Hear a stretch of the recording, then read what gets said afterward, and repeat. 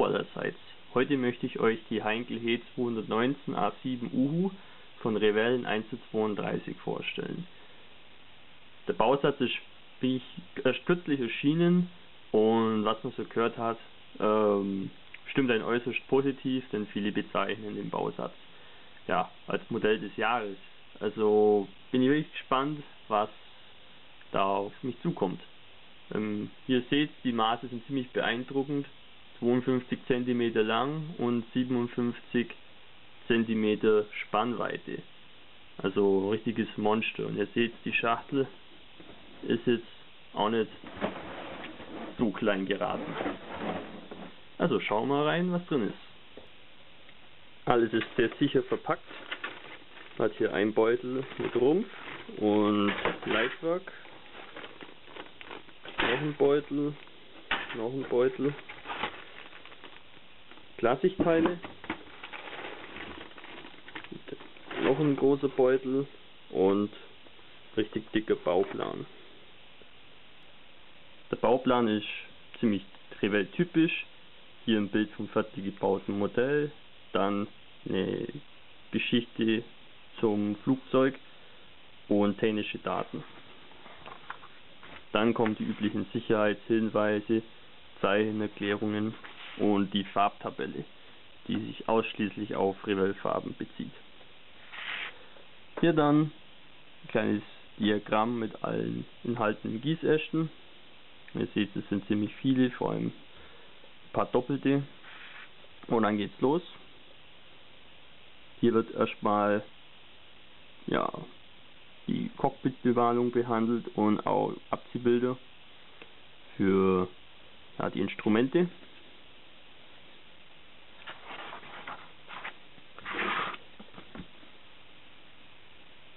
Und hier darf dann ein bisschen was geklebt werden. Also ihr seht, das Cockpit wird ziemlich detailliert sein. Natürlich hat man da immer noch Luft nach oben, wenn man Foto-Edge-Teile verwendet. Ja, klar verständliche Anleitung. Gibt nichts dran auszusetzen. Ja, hier muss man ein bisschen Gewicht einfügen, damit das Flugzeug dann sauber steht. Das ist immer das Problem bei Modellen mit Bugfahrwerk. Das tut gerne mal aufsitzen. Hier hat man dann auch die Variante für die ganzen Klappen und so weiter. Kann man individuell positionieren.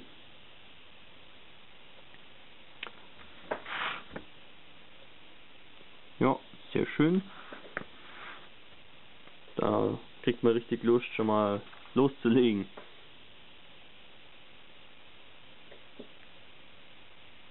Ja, Motoren, alles da. Ja, kann man auch verschiedene Versionen machen, mit dem Naxos Pi-Gerät zum Beispiel. Ist immer gut, wenn man ein paar Varianten bauen kann.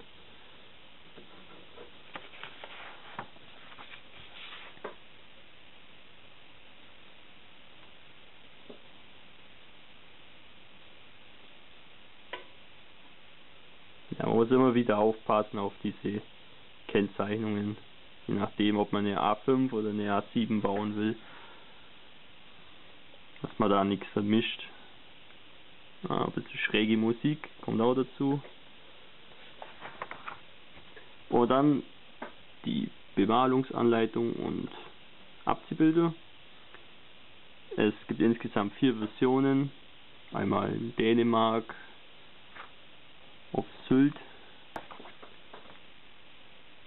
nochmal auf Sylt und Münster-Harndorf. Ja, diese typische Nachtjägertarnung. Da weiß ich jetzt noch nicht, für welche Version ich mich entscheiden werde, aber entweder für die oder für die. Mal sehen. Der Abziehbilderbogen ist ziemlich groß, wie ihr seht. Und ja, alles typisch Revell, hervorragend gedruckt. Und ich bin mir sicher, dass es hervorragende Abziehbilder sind. Hier die beiden Rumpfhälften, ihr seht, das sind ziemlich große Teile. Innenraumdetails sind jetzt eigentlich keine vorhanden.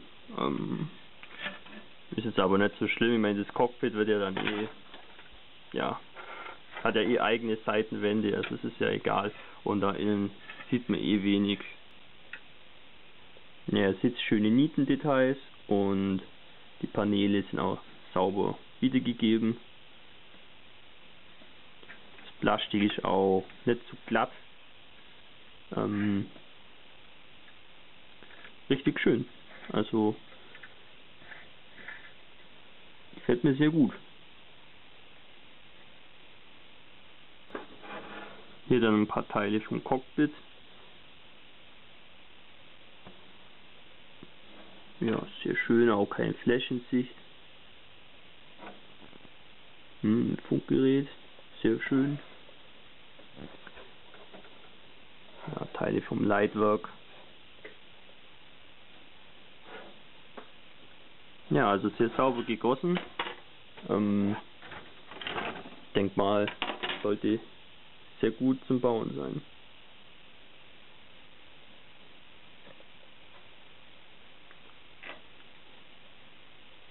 Ja, alles sehr filigran ausgeführt.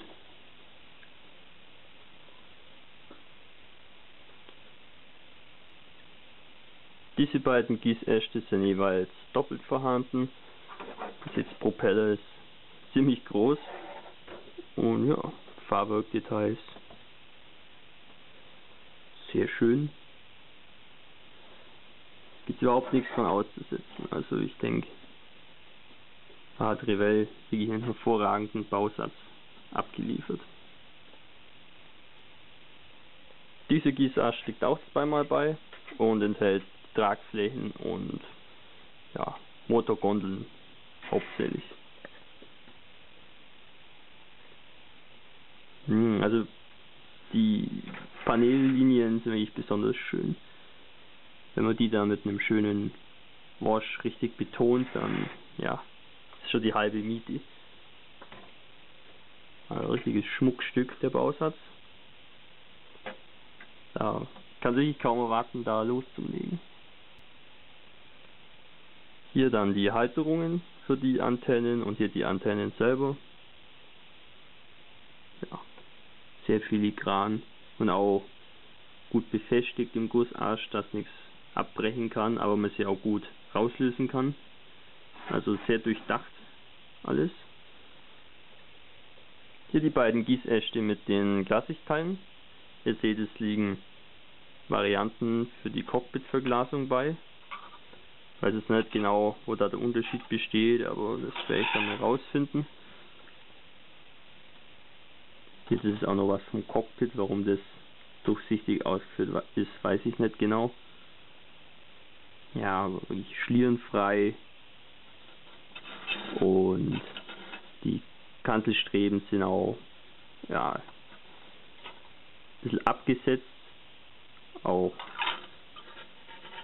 gut erkenntlich, tut man sich leichter beim Bemalen später. Aber ich werde es dann ohnehin mit Maskierfolie abdecken und mit der Airbrush arbeiten, ganz klar. So freihand die Kantelstreben hinzittern, ja, da bin ich glaube raus aus dem Alter, das mache ich nämlich. So, mein erster Eindruck von dem Bausatz ist sehr gut. Ich denke, der Bausatz wird alle Versprechungen halten und ich freue mich richtig drauf, das zu bauen. Das ist mal was Größeres, äußerst detailliert, sauber gegossen und ja, ein relativ ungewöhnliches Flugzeug. Also, was will man mehr? Der Bausatz kostet so um die 50 €. Finde ich akzeptabel. So, ich hoffe, euch hat der Kit Review gefallen und vielleicht habt ihr auch mal Lust, das Modell zu bauen, aber seid gewarnt, es ist sicherlich nicht für Anfänger und man muss auch schon wissen, wo man das Ding später hinstellt, denn die Maße sind doch etwas sperrig. Im nächsten Kit Review zeige ich euch von Revell den Mercedes-Benz G4, der im Grunde genommen nur ein neu verpackter ICM-Kit ist. So, ich wünsche euch allen frohes Basteln und man sieht sich im nächsten Video. Euer Hamilcar Barkas.